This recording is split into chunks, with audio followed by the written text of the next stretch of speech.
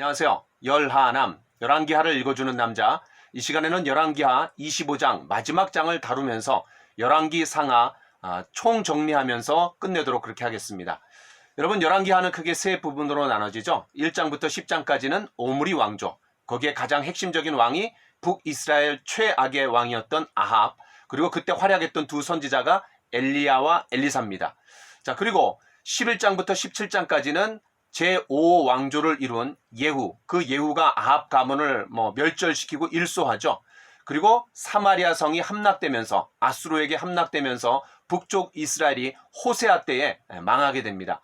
자, 그리고 이제 18장부터 25장까지 유다의 말기를 다루는데 유다가 아주 급속하게 나락하죠. 그리고 시드기야 왕 때 이제 멸망하게 됩니다. 바벨론에게. 그러나 그 결정을 막아서려고 애를 썼던 그런 개혁을 추진했던 두 왕이 누구예요? 바로 히스기야와 요시야 왕이었습니다. 그러나 그 히스기야와 요시야마저도 하나님의 계획 속에 그 남쪽 유다가 멸망하는 그 결정은 번복하지 못했어요. 북쪽 이스라엘의 최악의 왕이 아합이 있었다라면 남쪽 유다의 최악의 왕은 므낫세였다라는 것도 우리가 좀 살펴봤습니다. 자, 이제 24장 마무리에서 시드기야가 바벨론 왕을 섬기다가 배반했다 그랬어요. 그게 이제 25장의 배경이 됩니다. 다시 말해서 바벨론 왕이, 느부갓네살 왕이 이제 세 번째로 침공하게 됩니다. 자, 이제 25장은 솔로몬의 영광이 이 바벨론으로 넘어가는 그런 안타까운 남쪽 유다 나라가 북쪽 이스라엘이 멸망했던 것처럼 똑같이 멸망하는 그런 내용들을 다루고 있습니다. 너무나 안타깝고 참 하나님께서 그런 당신의 백성으로 사랑하셨던 그런 남쪽 유다 나라였는데 그럼에도 불구하고 하나님께서 버리시는 그런 내용들을 좀 우리가 눈여겨보면 좋을 것 같습니다. 자, 24장 20절 시드기야가 바벨론 왕을 배반한지라. 이게 이제 바벨론의 3차 침공을 불러오는 거죠. BC 587년입니다. 그리고 586년에 멸망하게 됩니다. 자, 1절부터 7절에 보니까 시드기야 9년에 이 바벨론의 느부갓네살이 이제 공격하게 됩니다. 그래서 주위에 토성을 쌓아요. 왜냐하면 이 여호수아 시대 때도 여부수족이 자리하고 있었던 예루살렘은 천연 요새였기 때문에 건드릴 수가 없었어요. 그거를 이제 무너뜨린 게 다윗이었죠. 자, 그래서 예루살렘 주변에 토성을 쌓아갖고 포위를 합니다. 무려 1년 반 동안 포위를 해갖고 그 성 안에는 완전히 그냥 기근이 아주 심각하게 있는 거죠. 그래서 부모가 자기 자식을 잡아먹는 상황까지 오게 되는 그런 아주 비참하고 처량한 그런 상황이 펼쳐집니다. 자, 이때 이제 성벽이 파괴되면서 목숨을 건 최후의 도박으로 그런 모든 군사들이 도망을 갑니다. 그 왕도 도망을 가요. 그런데 여리고 평지에서 붙잡힙니다. 야, 여러분, 이 얼마나 역사의 아이러니예요. 가나안 땅을 들어가는 그리고 첫 번째로 얻었던 성이 뭐냐면 여리고성인데 그 여리고성 주변에서 이제 유다 나라가 마무리가 되고 있는 거예요. 파멸하고 있는 거예요. 그러니까 첫 승리의 장소가 마지막 패배의 장소가 되는 그런 역사의 아이러니를 우리가 좀 보게 됩니다. 자, 어쨌든 이 시드기야의 아들들을 그 눈앞에서 죽입니다. 그러니까 그냥 시드기야가 얼마나 피눈물을 흘렸겠어요. 자기 자식들이 그냥 하나하나 죽어가는 모습을 보면서 그 눈앞에서 목도했습니다. 그리고 이 시드기야의 두 눈을 빼갖고 포로로 끌고 갑니다. 그러니까 이 배신자에 대한 확실한 본보기를 만천하에 알리는 거죠. 그래야 어떤 간교한 이중 플레이를 다시는 안 할 거 아니에요. 자, 그래서 아주 너무나 안타까운 장면이 1절부터 7절까지 나옵니다. 자, 그런데 여러분 예레미야 우리가 38장을 좀 볼 필요가 있어요. 예레미야 38장을 제가 한번 보겠습니다. 이 시드기야 때 활약했던 선지자가 누구냐면은 바로 예레미야입니다. 그 예레미야가 반 바벨론 파들이 있었어요. 그 사람들은 어떻게 해서든 바벨론이 쳐들어오지 않고 또 하나님이 승리하신다. 남쪽 유다가 멸망하지 않는다. 이렇게 이제 주장했던 사람들이었죠. 그때 이제 이 예레미야가 어떻게 얘기하냐면, 자, 제가 한번 17절부터 읽어보겠습니다. 예레미야가 시드기야에게 이르되 만군의 하나님이신 이스라엘의 하나님 여호와께서 이와 같이 말씀하시되 네가 만일 바벨론의 왕의 고관들에게 항복하면 네 생명이 살겠고 이 성이 불사람을 당하지 아니하겠고 너와 내 가족이 살려니와. 그러니까 이 하나님의 시간표에 의하면 우리가 너무나 타락했기 때문에 하나님께서 바벨론을 통해 갖고 채찍질 하신다라는 거예요. 그걸 잘 감당해야 된다라는 거예요. 그래서 항복하고 끌려가야 되는 것이 하나님의 뜻이라고 예레미야가 알려줬습니다. 그런데 이제 주변 사람들이 뭐라래요? 매국노라고 뭐 매도했겠죠. 그러니까 이 시드기야도 주변 사람들의 영향을 받아갖고 결국은 예레미야의 말을 듣지 않고 감옥에 가두어 버립니다. 자, 그래서 28절에 보니까 예레미야가 예루살렘이 함락되는 날까지 감옥들에 머물렀더라. 자, 그러니까 예레미야가 예언했던 것을 받아들이지 않았기 때문에 오는 결과가 뭐냐? 바로 바벨론에 의해서 침공을 당하고 나라가 완전히 멸망하는 그런 상태에 빠지게 되는 겁니다. 자, 그 다음에 이제 8절부터 17절에 보니까 이 느부갓네살의 시위대장 느부사라단이 예루살렘에 왔어요. 그러면서 성전과 왕궁을 불살랐습니다. 야, 여러분, 그 남쪽 유다의 정통성을 유지하는 게 뭐냐면 그런 성전이 예루살렘에 있었다라는 거예요.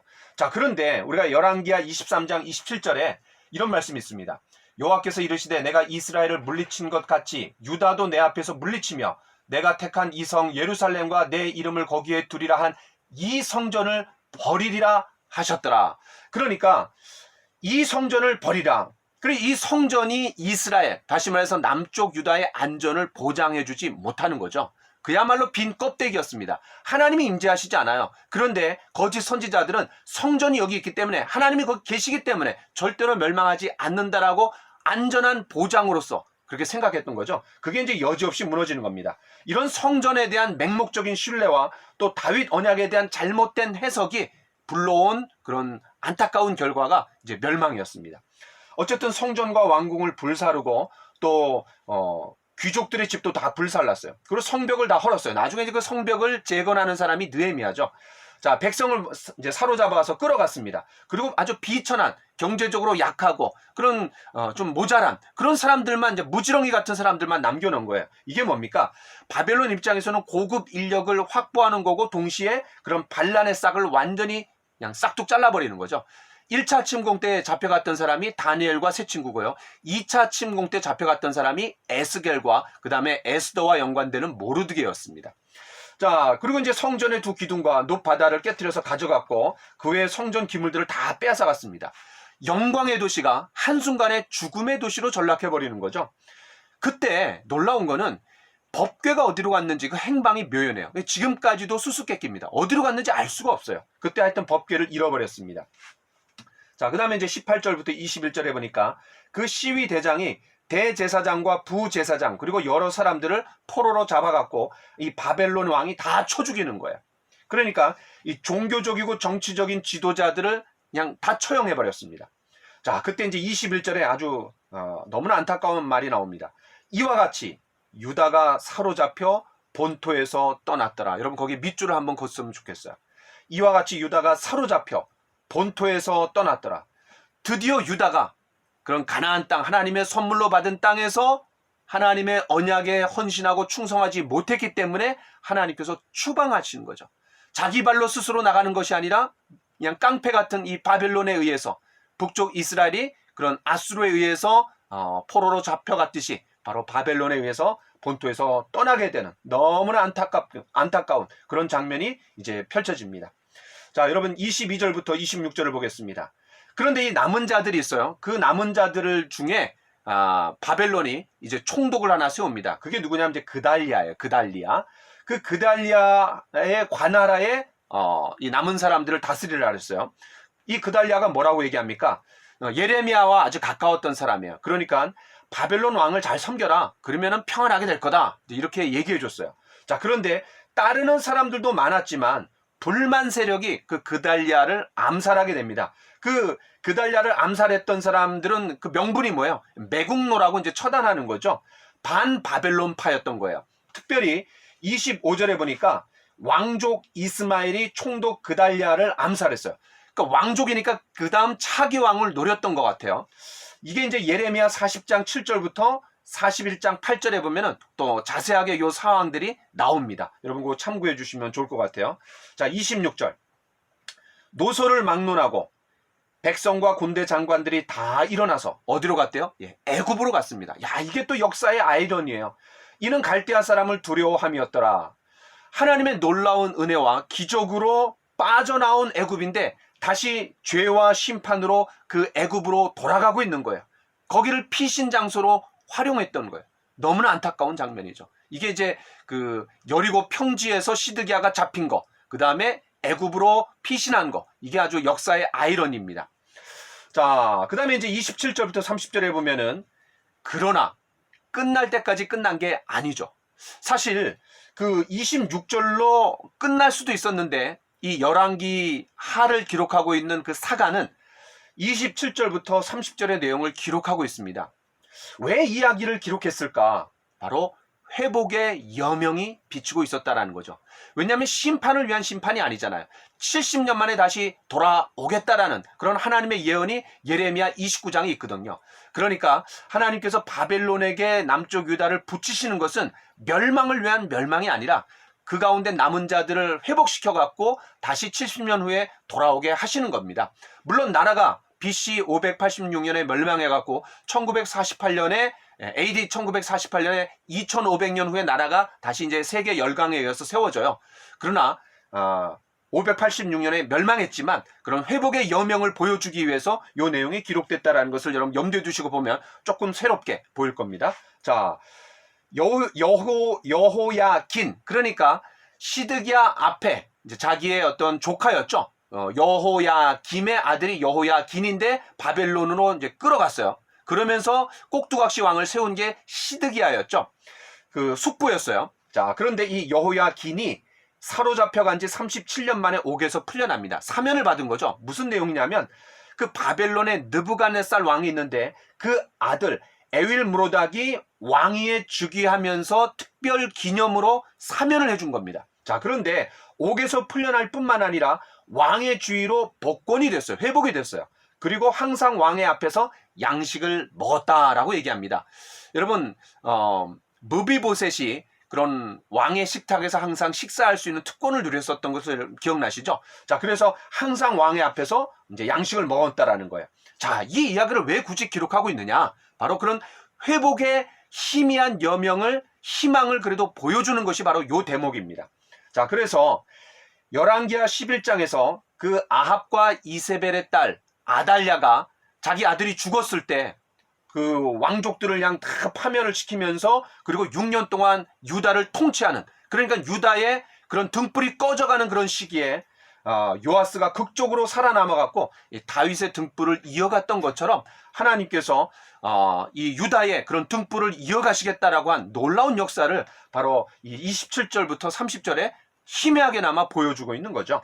자, 여러분, 이제 400여 년간 이어왔던 이 유다 나라가 역사의 뒤안길로 사라져 버립니다. 드디어 이제 막을 내렸어요. 그러나 희망이 있는 겁니다. 자, 여기까지 보면 그런 하나님의 백성들인 북이스라엘과 이 남쪽 유다의 실패가 그럼 하나님의 실패인가? 이런 질문을 우리가 좀 할 수 있어요. 왜냐하면 북쪽 이스라엘도 그렇고 남쪽 유다도 그렇고 다 하나님의 백성이잖아요. 근데 하나님의 백성이 다 망했기 때문에 하나님의 백성의 실패가 곧 하나님의 실패냐? 네, 그건 아니죠. 하나님께서 남은 자들을 통해서 하나님의 역사를 끌어가십니다. 이어가세요. 왜냐하면 여호야긴의 손자가 누구냐면 저 유명한 수룹바벨입니다. 그 수룹바벨이 70년 후에 1차 포로 귀환자들을 데리고 지도자가 돼갖고 이제 포로 귀환하는 그 지도자가 바로 여호야긴의 손자였던 수룹바벨이에요. 자, 그러면서 또 뭐에 대한 기대가 생겨요? 사무엘하 7장에 그런 다윗의 왕조를 영원히 이루어 주시겠다라고 했는데 이제 왕조가 끊어졌잖아요. 그러면서 진정한 메시아이신, 진정한 다윗의 후손으로 오시는 메시아이신 그 메시아 사상이 더 고조가 되는 겁니다. 더 기대하게 되는 거예요. 그리고 영원한 하나님 나라, 종말론적인 하나님 나라를 고대하고 기대하게 되는 것이 바로 이 시기입니다. 또 하나는 아주 중요한 건데요. 이제 성전이 있었을 때는 예식, 의식 중심이었습니다. 성전이 그런 이스라엘 백성들의 삶의 중심의 역할을 했어요. 그런데 이제 성전이 없어졌잖아요. 법궤도 없어졌잖아요. 제사장도 다 죽었잖아요. 자, 그럼 이제 뭐가 중심이 되는 거죠? 포로로 잡혀가갖고 바로 토라가 중심이 되는 겁니다. 하나님의 말씀 중심적인 신앙으로 바뀌어가는 거고, 그리고 유대인들 10명이 모이면은 이제 회당이 만들어지면서 그 회당에서 하나님의 말씀을 누구든지 가르치고 또 전할 수 있는 그런 특권이 부여됩니다. 그리고 거기서 기도하게 되고요. 이게 나중에 이제 교회의 모델이 되기도 합니다. 그러니까 망했지만 하나님께서 놀라운 역사와 섭리 가운데 교회의 모델, 그리고 예수님이 활약할 수 있는 무대를 설정하는 거예요. 왜냐하면 예수님께서 말씀을 아셨기 때문에 누구든지 말씀을 아는 사람은 앞에 나와갖고 읽고 설명할 수 있었거든요. 자, 이게 놀라운 것 같아요. 자, 이렇게 해서 이제 열왕기 상하가 드디어 이제 끝났습니다. 저는 이 열왕기 상하를 들어가면서 상당히 좀 두려웠어요. 왜냐하면 이걸 어떻게 잘 설명하고 또 읽어낼 수 있을까? 제가 알고 있는 것을 또 다른 사람들에게 잘 설명할 수 있어야 되는데 참 굉장히 어려웠는데 그래도 여기까지 잘 마무리가 된 것 같고 또 저도 굉장히 자신감을 얻게 된 것 같아요. 자, 그러면 이제 이 시간에 끝내면서 우리 열왕기 상하 조금 어려운 부분이기 때문에 한번 정리를 하고 마무리 짓도록 그렇게 하겠습니다. 여러분, 열왕기 상하 영어로 하면 더 쉽습니다. 예, kings입니다. kings.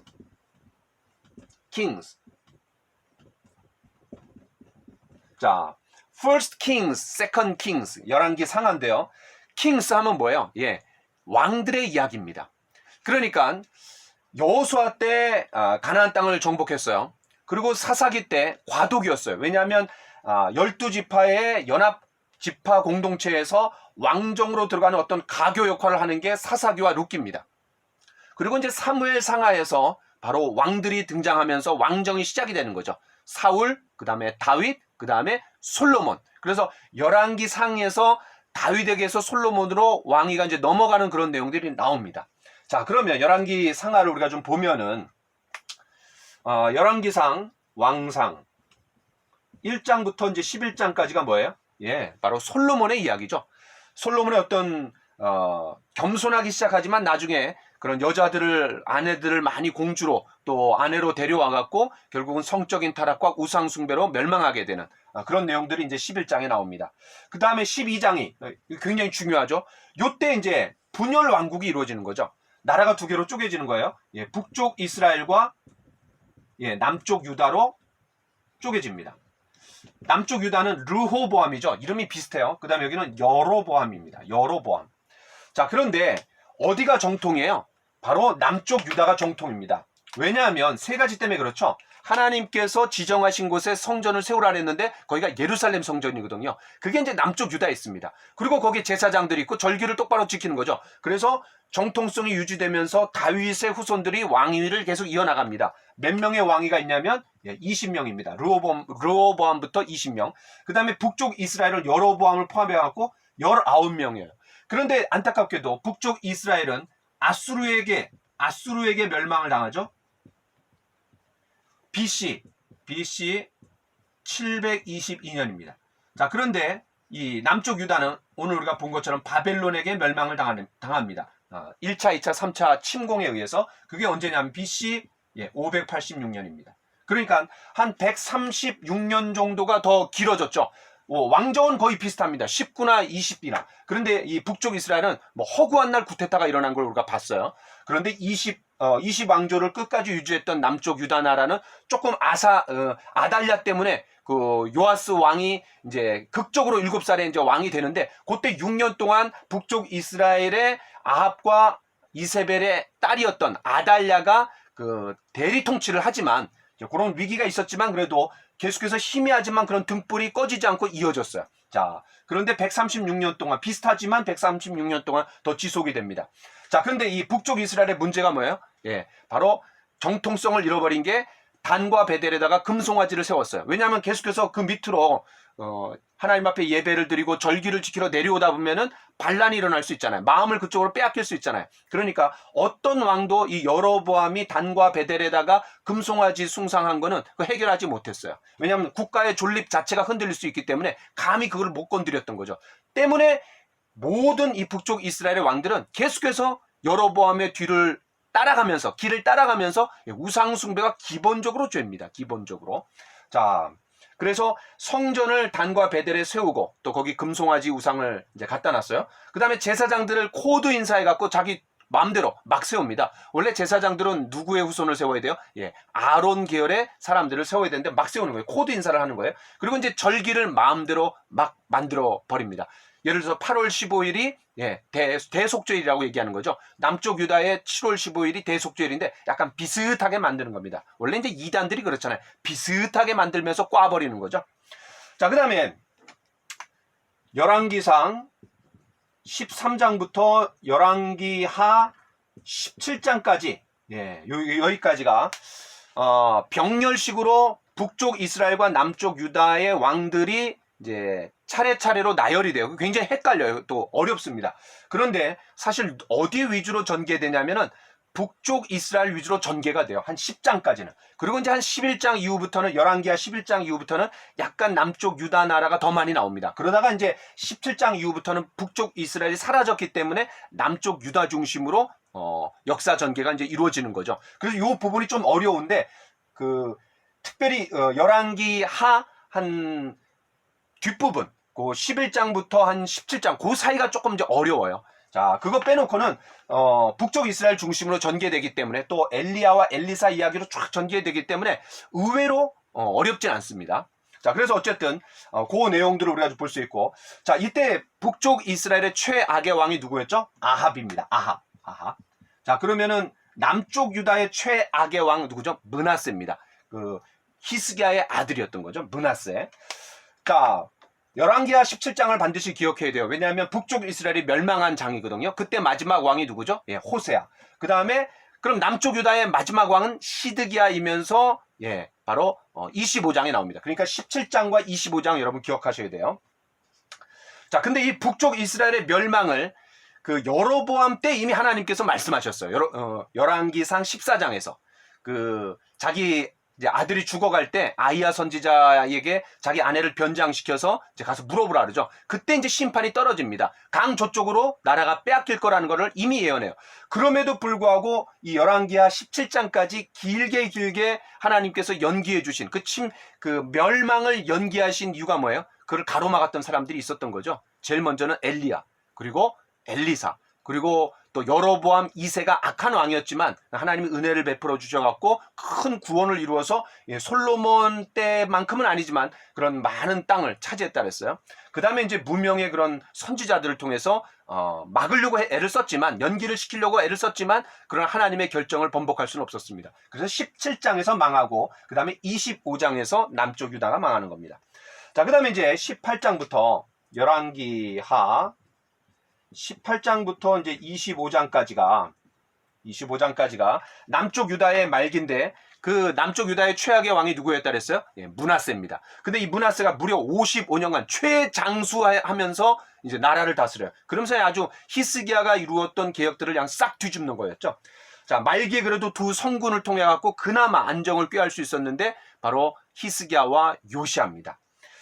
히스기야는 18, 19, 20 3장에서 다루고 있고요. 그 다음에 21장에서 므낫세가 나오고, 그 다음에 22장, 23장 2장에 걸쳐서 이제 요시야 왕이 나옵니다. 그러니까 유다 말기에는 여러분이 요 세 왕을 기억하면 되겠죠. 히스기야가 3장, 그 다음 므낫세 1장, 그 다음에 요시야가 2장, 그리고 이제 24장에서 요시야 왕들의 아들하고 그 손자들이 뭐 왕위를 이제 이어가다가 한 23년 동안 뭐 4번의 왕이 바뀌어요. 그러다가 이제 마지막에 그 요시야의 아들 중에 하나였던 시드기야가 바로 마지막 왕으로 유다가 마무리되고 있습니다. 자, 여러분, 북쪽 이스라엘이 10개 지파로 구성이 되어 있고 남쪽 유다가 이제 2개 지파입니다. 그러니까 눈에 보이는 거는 5배가 더 많죠. 그러나 실제로 땅도 더 넓었기 때문에 또 자원도 더 풍부했고, 그러니까는 한 뭐 5배에서 10배 정도 더 컸습니다. 그럼에도 불구하고 그런 국력의 차이가 확연했음에도 불구하고 국력의 차이 때문에 북이스라엘이 더 오래 갔던 게 아닙니다. 바로 신앙의 문제였던 거죠. 그리고 심지어 북이스라엘의 왕들은 하나님의 시야에 전혀 사라져 가는 거예요. 마치 가인의 계열이 하나님의 눈앞에서 없어졌던 것처럼. 그리고 역대상하에 보면 그런 이제 족보가 쫙 나올 때 바로 이 북이스라엘은 하나님의 눈에 없는 나라입니다. 왜냐하면 정통성을 잃어버렸고 하나님의 언약에서 떠나 있었기 때문에, 우상 숭배로 시작한 나라였기 때문에 이제 하나님의 시야에서 완전히 사라져 버리는 거죠. 자, 여기까지 하면서 드디어 이제 열왕기 상하를 마쳤습니다. 오늘 우리가 한 장을 다뤘지만 거기에 담겨져 있는 예레미야와의 연관성, 그리고 그것이 또 어떻게 열왕기상하 전체적으로 또 잘 정리되고 마무리되는지 이렇게 하면서 좀 마무리했습니다. 여러분 그동안 열왕기상하 함께 읽어가시면서 너무나 수고 많으셨고 머리가 좀 복잡하실 텐데 이번에 이런 기회를 통해서 한번 잘 정리할 수 있는 그런 기회가 됐을 것 같습니다. 필요하시면 여러분 또 처음부터 끝까지 한번 보시고 제가 전체 영상을 또 올리겠습니다. 자, 여러분 수고 많으셨습니다. 감사합니다.